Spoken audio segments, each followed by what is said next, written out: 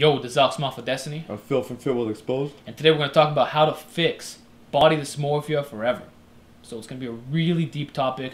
I know a lot of people don't really talk about this in the fitness community, but it's very important for you as a lifter because you've been exposed to all kinds of fake naturals and unrealistic expectations, and it's making you go fucking crazy. Every day you look in the mirror, you think you're too small. I mean, you're never really satisfied with what you got. And I understand that there's a self-improvement aspect, like you always want to get better, and that's great, I got it too. But when you're literally at that point where you're just never ever happy no matter what, and you got this crazy body dysmorphia, I think it can wreak havoc on your life. So we're going to give you some strategies on how to deal with that. Yeah. So first thing, for all you guys who don't even know what body dysmorphia is in the first place, it's basically the opposite of anorexia. It's basically you're literally never big enough, you know. You get to like 250, 260, 270, you know. You just tell yourself 5 pounds more, 1 pound more, you know. And it just like, the further, the heavier you get, the more insecure you get, you know. Sure. So it's like, so in this video we're gonna discuss body dysmorphia as, you know, you're never big enough, but we're also gonna change it up and say you're not big or you're not lean enough. Because some people don't want the exercise, but they just want to keep getting more and more shredded. That's right. You know, like 8% is fat to them, you know. They'll even like post a picture on Facebook. I see this all the time. They'll be like, they'll post a picture, they're like 8-9%, and as the description they'll say I'm fat. Yeah, I've seen that too. It's fucked up. And it's like, and then it's just like a cry for attention. Everyone in the comment section is like, oh, you're not fat, you're not fat. And then the guy's like, no, I am. I need to get down to 5. And yeah. I'll even see pictures of guys. They're like 15% body fat. And they're like, fuck, I need to get on a cut. But I could see their entire six pack, and they have definition. They're thinking that they look fat, which is a sad thing if you ask me. Because if you were to talk to a medical professional, like they're gonna look at these dudes and say, man, you're a fit motherfucker. Like imagine if you're doing cardio every day, you're doing full body workouts, you're lifting all kinds of numbers in the gym, you're above average, yet you're calling yourself fat because you got a little bit of flab. Like that's a bit of a problem if you ask me. Yeah, and also we're not just some guys just like talking out of our asses, you know. I grew up with this, especially through my teens, you know. My late teens is like, but also that was for like a variety of different things. I wasn't training the way naturals were supposed to train. You know, I wasn't eating the way I was supposed to eat for packing on size. My programming was garbage.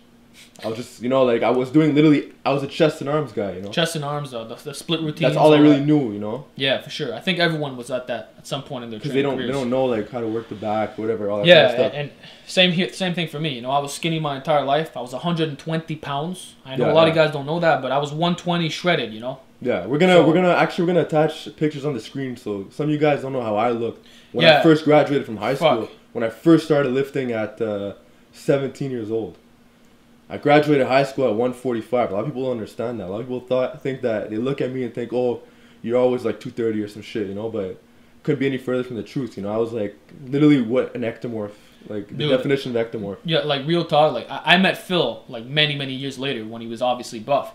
But when he showed me that picture of him of like 140 pounds, skinny as fuck, I was like, damn, who is this guy? Yeah. Like this guy. For sure. Like everyone says you look wide, that you look big and shit, but they don't know that at some point you were small as hell. Like my whole life. Yeah, like the whole life. From birth all the way to 17. Same thing for me, man. I got all kinds of like personal photos, skinny. For sure, yeah. You know, but also I was a gamer and shit. I didn't eat a lot. For sure. I have a basketball background, so I was just running all day, you know.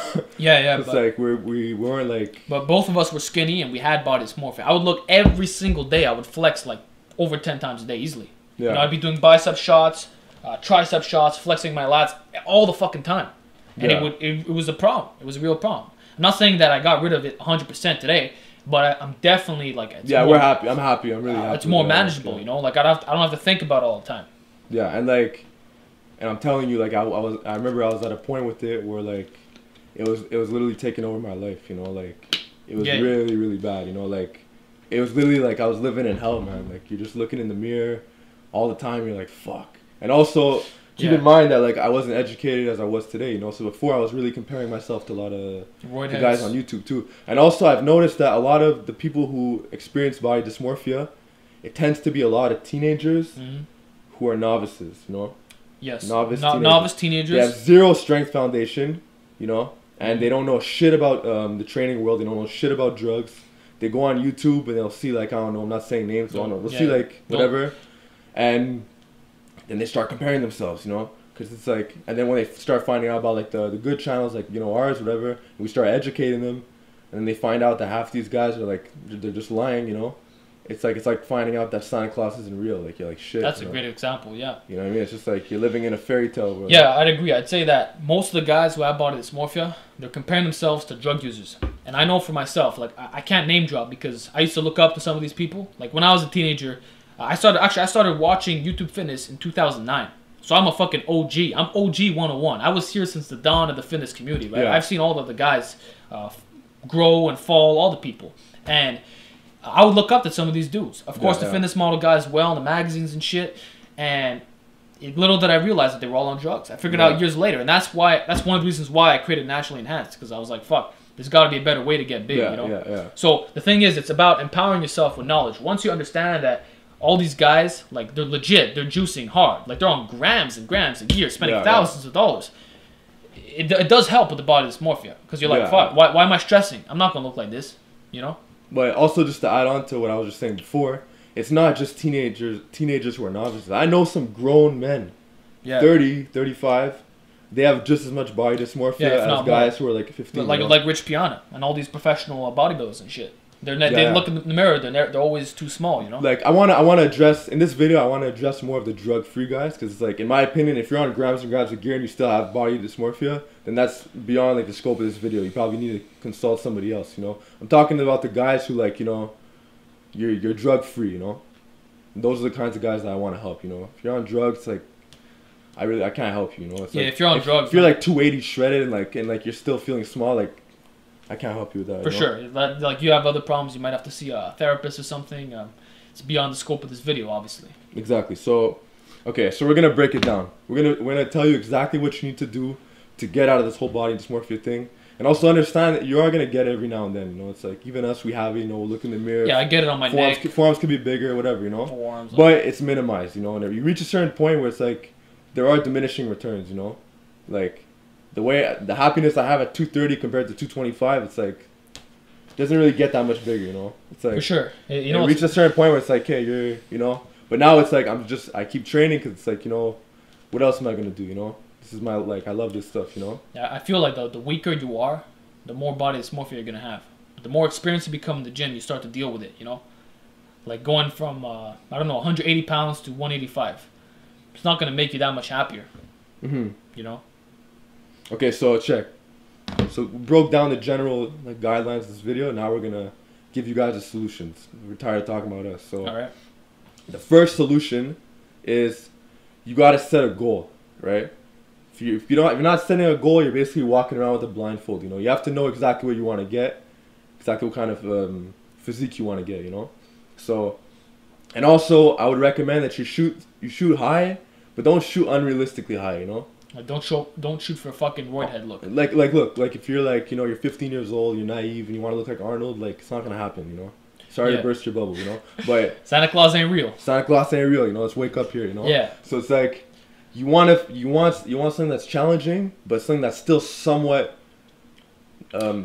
possible naturally. Like you know? like I would say compare yourself to some of the best natties out there, you know. Exactly. Like compare yourself to me or Phil, you know. Fuck that. You compare yourself to higher people, you know? Like of course. Yeah, we're nobodies. I keep saying it. Like this is the top of this. That's the genetic limit. Yeah. And we're here. You'd be really surprised. Yeah. We're like probably like 1/6 of the way there. I know we got a lot more to that. Like people underestimate it, you know? There's so many lifts. There's so many like. You'd be really surprised, you know? Yeah, but that's a general guideline. I would say, I mean, shoot to something like that, you know? Shoot something high. Because there's not too many natties that I could say exist. And also, there are some juice heads who, like, you could actually get their physique. Yeah, there are some, for sure. For example, a perfect example, like, let's say, how tall is Tom Hardy? Like 5'9"? He's around 5'9". Yeah, I think so. A lot of people want to look like Bane from Batman, you know?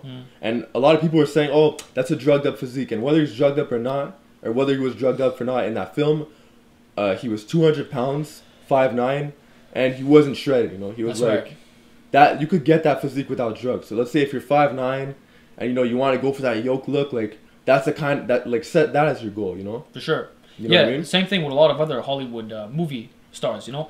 Like I know a lot of people they reference Thor, like his epic transformation. Whether or not he used drugs is irrelevant. You can achieve a physique like that naturally, you know. Same thing with like Chris Evans and all these fucking guys. I mean, sure they have impressive physiques and stuff for what they do, but just because they just because they might have juice, I'm not saying they have, but just because they might have, doesn't mean you can't get there. Because there's some people, they use it to get quick natty gains, if you will. You know, like instead of grinding out 5 years in the gym, they're gonna go maybe a year and a half, 2 years, like high doses, and then they look like a natty, you know, like a real natty.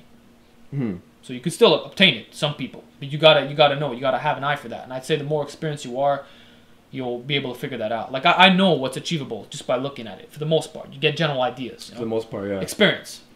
So that's the first thing that you need to understand. You know, set a goal, and also stop changing your goals all the time. You know, set a goal and actually try to hit it for like a good year, 2 years. You know, because if you're just constantly changing your goals, you're shortchanging your progress. You know, if you're trying to get like, let's say you want to get a huge ass upper back, like a month later you change it to delts, and a month later you change it to quads. You know, it's like you're obviously not really gonna get anywhere because you're not really staying consistent with one particular thing. Right. You know what I mean? So it's like stop with this ADD crap. You know, like start like having like laser focus. You know, you're not gonna get good results off like temporary programs. You know, it has to be like smart, well planned out, and like you have to look. It has to be well planned out. You know. Yeah. So that's the first thing. You know, the second thing is I feel like as a natural, you shouldn't just want to chase size. You know, I feel like people. This is just in my opinion, obviously. Okay. I feel like the people who typically just chase size, like they want their body to look like this, like they just end up being miserable, you know. Well, but as opposed to someone who chases size and strength, or even just guys who just chase strength, you know, they're more happy. Like they're just like you're. Yeah, the thing is, if you chase strength, you'll end up with a bit of strength dysmorphia, but it's not the same as body. I mean, it is body dysmorphia, but a different type. But I think it's better to have strength dysmorphia than fucking looking yourself in the mirror 20 times a day, flexing all the time, and for sure, you're being insecure about chasing performance, you know. You know, so yeah, like it's cool. Like I don't think strength dysmorphia is necessarily a bad thing. It's always you're seeking to prove yourself. Yeah, like you're gonna call a basketball player something like who misses like shots and stuff. You're gonna say he has like performance dysmorphia. Like yeah, it's not bad. But when we talk about like because your biceps are lacking, it's like a superficial thing. It's the way you look. You know? But when we talk about like the biceps, you're lacking 0.5 inches on your arms. Your peak is a little bit lagging. Exactly. Shit like that. It's very like it's destructive in my opinion. Exactly. But, so yeah, it's better to have, in my opinion, a bit of size dysmorphia, a bit of strength dysmorphia, as opposed to just having a shitload of size dysmorphia. I agree. So yeah, like we said, you're still gonna have a bit of body dysmorphia. Like for me, I want a bigger neck. I want like 20 inches. I want bigger forearms and shit. It's a bit normal, you know. But when you obsess over it, that's when it becomes a problem. But for strength, not really a problem because it's great. Exactly. You're gonna be in the gym anyway, so you might as well be shooting for high numbers. And also, this video is dedicated to drug-free lifters, so it's like you have to get strong in the first place. You gotta get strong to get big anyway. Get strong anyways, right? You know? Yeah. So fuck it. Focus on. So what if you have strength dysmorphia? At least it's gonna build your physique. You're like screw it, you know. Yeah. So that brings me on my third point. This one isn't for the guys who want to get lean. This is for the guys who want to get jacked. You know, like I could understand the reason why I had body dysmorphia so much in my teens, my late teens, was because I was I was focusing. I was like powerlifting 101. You know, trying to get my bench to like super high numbers. I was focusing on all the wrong lifts to get jacked. You know, shoulder pressing was an afterthought. When I would do it, I would just half rep it. Yeah. I would never. I would just be chasing the vertical pulls because I was trying to be like these calisthenics guys, which most of them are on drugs, by the way. And and also I was focusing on chest, lats, arms, like upper arm, quads, like literally all the muscles that don't make you look jacked. You know, that's why if you look at my physique and my strength from like, you know, maybe a year ago as opposed to now, it's like what Alpha said. You know, 2016, that was the year of gains. That was the year of naturally enhanced. You know, so it's like what I'm trying to say is if you want to look massive, and if you have body dysmorphia and your goal is to get massive, follow naturally enhanced. It's that simple, you know.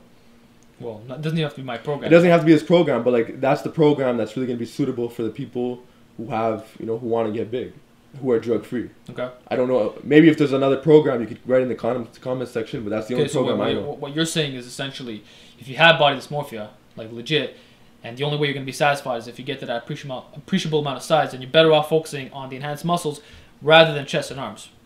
That's what you're saying, right? Yeah. Okay, I hope the viewers understand that. If you have any questions about it, you can ask. But I think it's pretty straightforward what he's saying. He's basically saying, you know, don't focus on these little areas that aren't going to make you look big if you actually do have body dysmorphia. Because as I said previously, like we both discussed, the weaker you are and the smaller you are, the more of it you're going to have. Yeah. So the best way to treating it is, of course, developing a large amount of size. Because the closer you are to your limit, or not necessarily your limit, but the more jacked you get, naturally, of course, you're gonna have a bit less of it. Yeah, and also like, which also ties into naturally enhanced. You know, like if you're feeling small, just up the body fat. You know. Yeah, a lot of these guys have body dysmorphia, they're like 10%, you know, and then you're complaining about their size. They're complaining how they can't even fill up like a medium t-shirt. Great point, man. You know what I mean? So up the body fat, it's like it's still a healthy range for 15%. You know. Yeah, it's fine. 16%, whatever. That's a good point. Like, yeah, like these guys, they're like, oh, I'm not big enough. Yeah, I see them trying to be 10% body fat, trying to rock shredded abs. Exactly. Like, it doesn't make sense, bro. That's another thing. When you're natty, it's like you can't be shredded and huge at the same time. You have to make up your fucking mind. You could be a bit of both, though, if you're like 14%. I would say 12 to 15 is if you want to look lean as fuck. If you're 15, you're going to have the size and you're also going to have some abs. You know, yeah, like 15, I would say 15 is like the ultimate sweet spot. And then 20% is if you want to go more bear mode. Yeah. You know? But I'm like, I creep around 15, 13, 15. But if I go to 20, I'm going to look a lot bigger. So that's a great tip for guys who have body dysmorphia. Yeah. You know? So it's like, I hope you guys learn like a few things from this video, you know? And also, I also want you guys to understand that it's not necessarily about, as cheesy as it sounds, whatever, it's not really necessarily about the destination, you know? The journey is just as fun, you know? Because you're going to notice when you get to that destination, like when I hit that 900-pound rack pull, or when Alpha hit that 1,000, like, it's like, okay, what now, you know? Or when you reach a certain measurement for a body part, you're like, okay, what now, you know? It's really not like... It's not like this big... People think once I reach this body, you know, I'm going to look fucking insane. I'm going to walk outside. There's going to be like earthquakes and water coming out with mermaids, and like everyone's just going to look at me and shit. Yeah. In reality, probably one of the best things that's going to happen is someone, your friend's going to be like, oh yeah, you look jacked. You know, it's like, it's not all sunshines and rainbows, you know? It's not like... Yeah, you're going to be happy, but it's like, it's not going to be like that crazy, you know? It's like, at the end of the day, we're natural too, you know? So... It is what it is. So just deal with it. Once you get to that goal, I mean, you'll realize it's not... It really is about the journey, because the destination is like, okay, exactly, I got it. It's well, like now? It's like what Elliot says in this video, how much muscle is too much muscle or something. He says, look, he was talking about a similar... he had a similar video, you know, and he's like, about a guy who had body dysmorphia. Yeah. And his answer was, you set a goal, and once you reach that destination, you chill with it for a bit, you know? Mm. You enjoy that 600-pound deadlift, you know? You enjoy that... you know, extra inch on your forearms or whatever, you know? Chill like for a month, you know, just enjoy it, and then, you know, sit back and set a new goal, you know? Just like, yeah, just relax, guys. Just fucking relax. It's not that big of a deal. Like, once you get to that measurement, it's pretty much done. Like, I mean, it's great. Like, for example, my neck. I used to be 14.5, now I'm 19 flex. I'm not that much happier when I was 18 than 19. I mean, sure, I look a bit cooler, a bit more buff, but it's not like all my problems of the world have been solved. Like, I'm a fucking Super Saiyan, you know? Yeah, and also, like, the more muscle you put on, the stronger you get, you start to realize, like, hey, you know, there's more to life than this, you know? Yeah, there is more to life, man. You know, some of these lifters, like, they've never been on vacation in their life. They've been, like, you know, in the same city for their whole life, you know? They don't go out. It's like, live a little, too, you know? For sure, for sure. There's more to life than just, like, setting these goals, too, you know? Yeah, so I guess it's really all about, like, empowering yourself. Well, obviously, we're talking about guys. Like, if you're competing, it's a little different there, but... Yeah, we're talking about recreational lifters who have body dysmorphia. Or drug-free. But even with the guys who compete, like, shit, that's a problem, you know? It could be, yeah. Could be, you know? But at the same time, if you're competing, it's a little different, you know, because they're trying to make a career out of it. And, yeah, for career benefits. They're like, that's their... But there's a whole different side. The competitive bodybuilding thing, that's a whole different topic. I prefer not to address that in this video. Yeah, this video is for recreational, drug-free lifters who don't compete. Right on. So it's like... I hope this advice helped you, you know, let us know, like, your thoughts down below. Yeah, and if any of you guys have had body dysmorphia, share with us your feedback, you know, or help other guys who have it. Because I got a lot of people who have this. So any feedback, I think they would appreciate. Like, I know for myself, I would have loved to have a video like this many years ago. Definitely, yeah, me too. I'm happy I'm the one who can make it now, you know? Yeah, it's a great feeling, eh? Being able to help people out, giving back to the community, it's really cool. I always say this, like, but like, and also I want to say that, like, I'm really happy with the positive feedback I've been getting in the comment section, you know? Yeah.